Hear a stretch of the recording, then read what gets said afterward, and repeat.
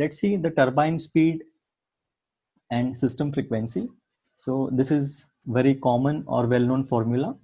Frequency generated of electrical power is equals to P divided by N.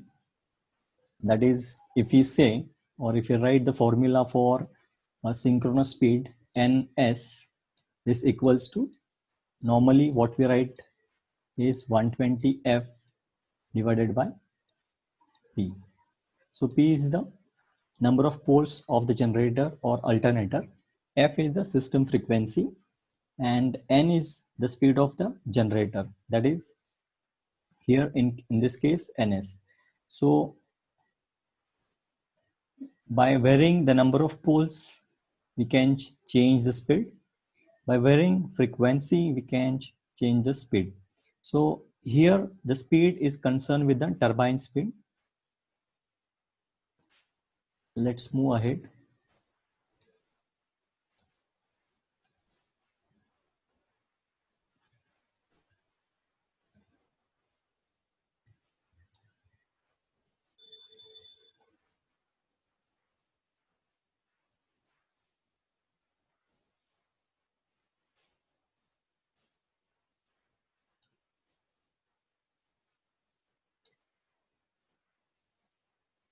Okay, so if when PM is greater than PE, what happens? We will see in the system.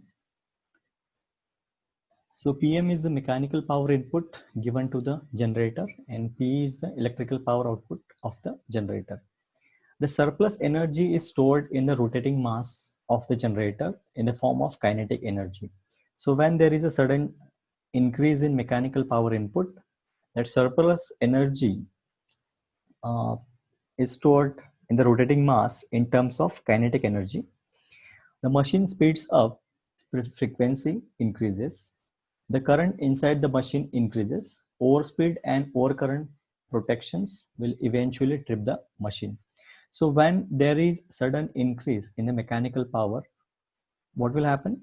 There will be increase of speed, that is the turbine speed is going to increase. As a result of this, the frequency of the electrical power generated will also going to increase, because we know the standard relation in between speed and the frequency. So they are direct proportion to each other.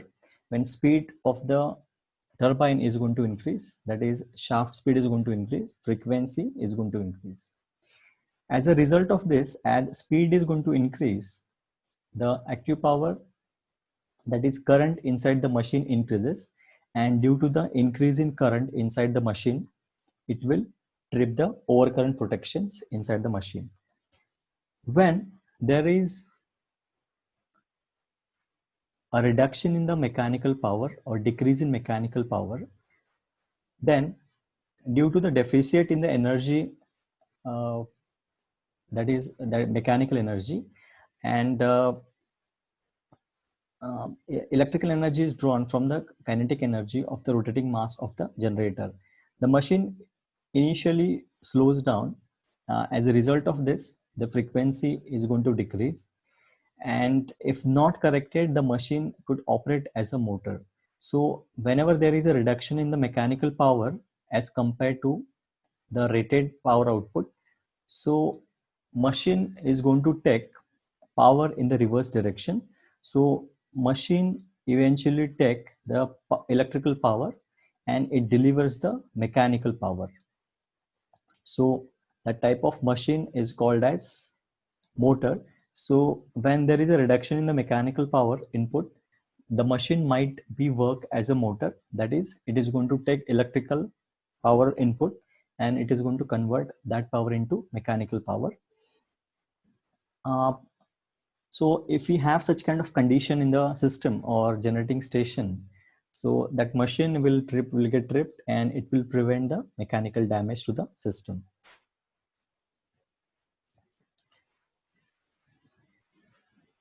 About the transient stability analysis, the transient stability analysis determines whether the generator after the disturbance reaches a new stable operating point. The input mechanical power of the generator is equal to the output electrical power, as all we know. And the frequency of the generator is the same as the frequency of the system before the disturbance. That is, the generator speed is the same as pre-fault synchronous speed.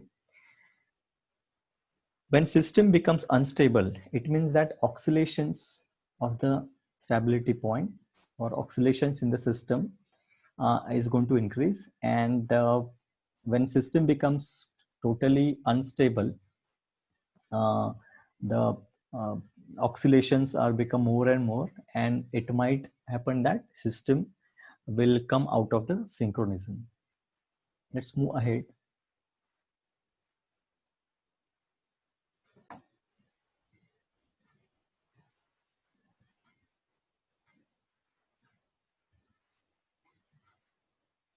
Now this is a comparison in between unstable system and stable system.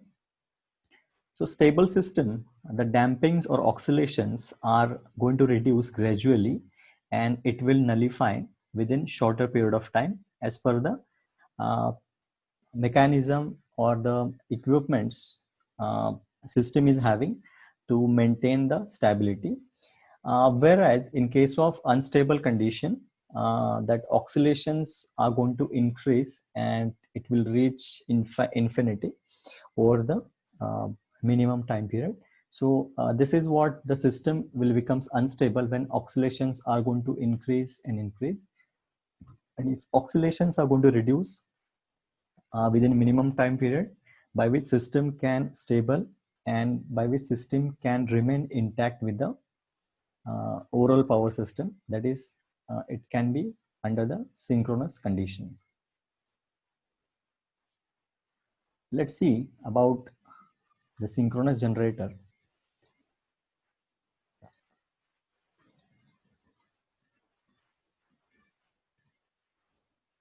Sometimes it is also called as alternator.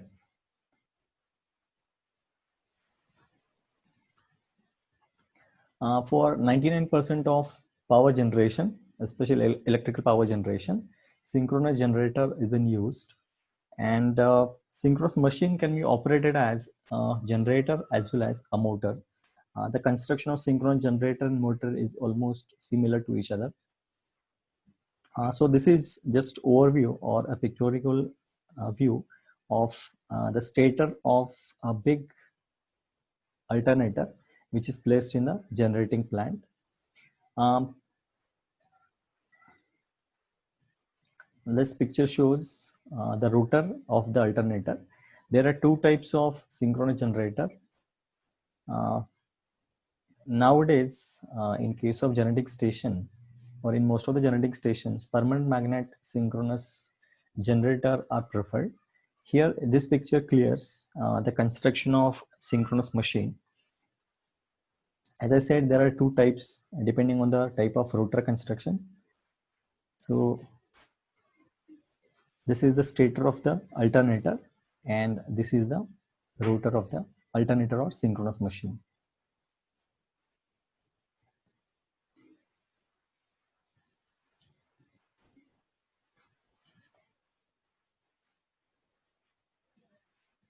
And so looking or to discuss a working principle, let's consider these are the stator conductors, or this is the stator part and this is the rotor part. So as all we know that with the help of electromagnetic induction, the EMF will get induced in the rotor conductors. That is, uh, the field winding which is placed onto the rotor will create the rotating magnetic field. This rotating magnetic field is been cut by the rotor conductors which are placed onto the armature or onto the stator part of the system, and that alternating flux is been cut by the alternating armature conductors. As a result of this, EMF will get induced, and as it is a closed loop in the armature circuit, there will be a flow of current. So this is what how three-phase AC is been generated with the help of three-phase alternator. Here actually this is the different sort of facts which we have to know. So EF is directly proportional to the excitation current, that is IF. So whenever we are going to increase the IF, that is the excitation to the alternator, the induced EMF, the magnitude of induced EMF is going to increase. The frequency of EF is proportional to the synchronous speed, that is omega s. This is the equivalent circuit of synchronous machine, where Xs is the synchronous reactance and R is the armature resistance. So Xs, that is synchronous reactance, is very, very large as compared to the resistance of the synchronous machine. This is the equivalent circuit of the alternator or synchronous generator. Mathematically, we can write equation for EF is equals to Vt. This is the terminal voltage plus drop across the synchronous reactance. The resistance of the synchronous machine, as shown in this equivalent circuit, is been neglected just because its value is very less as compared to the synchronous reactance. Therefore, the equation is only contains the drop across the synchronous reactance. Now, talking about the further part of the equivalent circuit. So this is phasor diagram of the synchronous machine. On the reference, that is this particular phasor is of terminal voltage, then to the drop across synchronous reactance has been added over here, and this is EF, which has been induced in the armature conductors, induced EMF. This is armature current, and this is the theta. So Vt is the fixed, that is infinite bus or terminal voltage of the alternator. F is the function of IF. Magnitude and phase of IA are dependent variables. So depending on the load conditions, IA is going to change.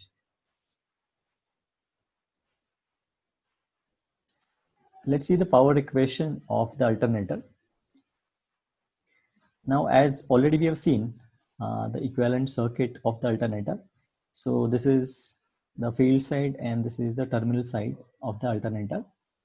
This is earlier we have seen the phasor diagram of the alternator. From this we can derive the active power equation for the alternator or synchronous generator is 3 into terminal voltage into armature current into cos of theta, whereas the reactive power equation is 3 into Vt into Ia into sine of theta. Vt and EF are the phase quantities.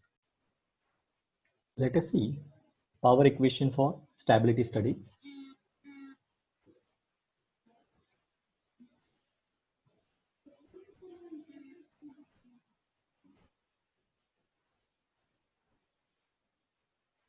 This is the equivalent circuit of synchronous generator or alternator. The power equation for the synchronous machine is P is equals to 3 into terminal voltage into Ia into cos of theta. This is the active power. With respect to the reactive power, 3 into Vt into Ia into sine of theta, where Vt and EF are the phase quantities. This is earlier we have seen the phasor diagram of synchronous machine. Terminal voltage plus drop across synchronous reactance is equals to the induced EMF. The angle in between terminal voltage and induced EMF is a delta, and angle in between load current and terminal voltage is the theta. Let's proceed further. From the phasor diagram, we can write equation for EF sine delta, which is equals to Ia into Xs into cos of theta.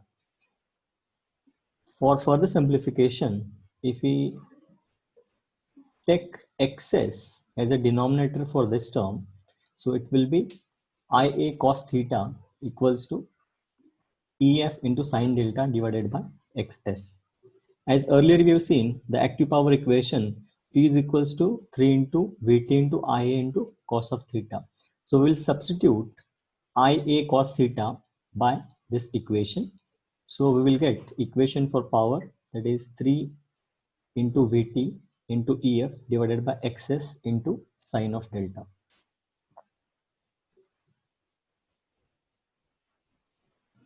Then about the power characteristics of the generator. So from the equivalent circuit, we have drawn the phasor diagram of the generator, that is synchronous generator or alternator. Then after, we have derived the equation for the power in terms of voltage, synchronous reactance and delta. So this equation suggests that when delta is equals to 90 degree, when delta is equals to 90 degree, sine of 90 is equals to 1, where we will get the maximum power from the generator. So for to have maximum power, it needs us to operate delta at 90 degrees. So therefore equation becomes 3 into Vt into EF by Xs. This is the equation for the maximum power of the generator. Let's see about the reactive power.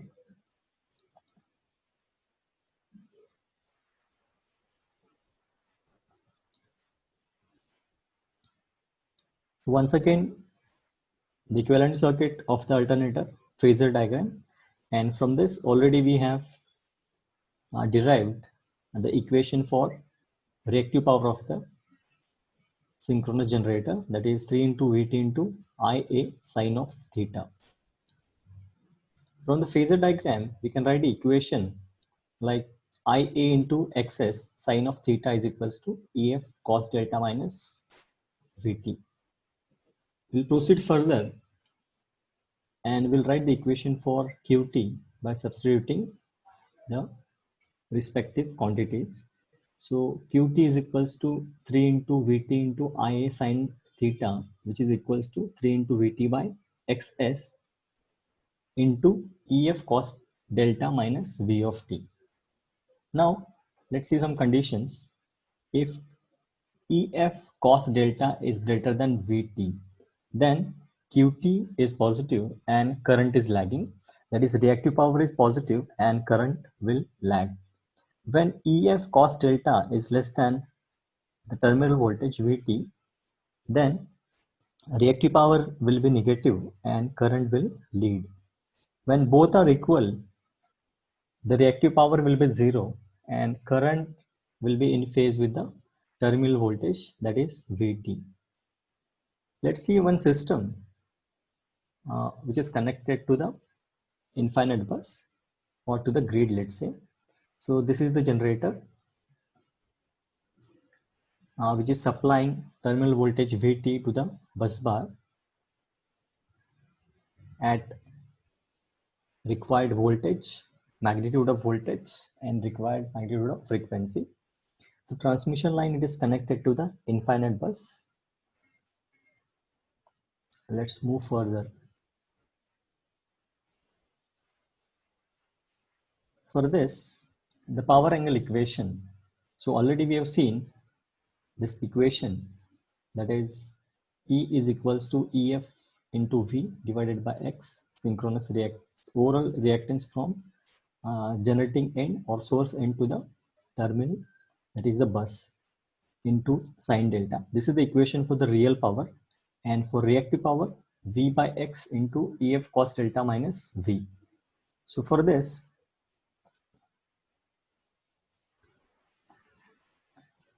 the characteristics of the power characteristics of the generator. So already we have seen when delta is equals to 90 degree, sine delta is equals to 1, and at that point of time, the generator will supply maximum power to the system. So in this also, it is indicated that at 90 degrees, it is going to supply the maximum power to the load. This is the respective phasor diagram. Then about the operating point. So normally the power system or the generator will not operate at delta is equals to 90 degrees. It will operate delta is equals to less than 90 degree. So for that, let's say this is the operating point. So for this operating point, P is equals to EF into V divided by X into sine of delta. This is the equation of the power which we can write for this respective operating point.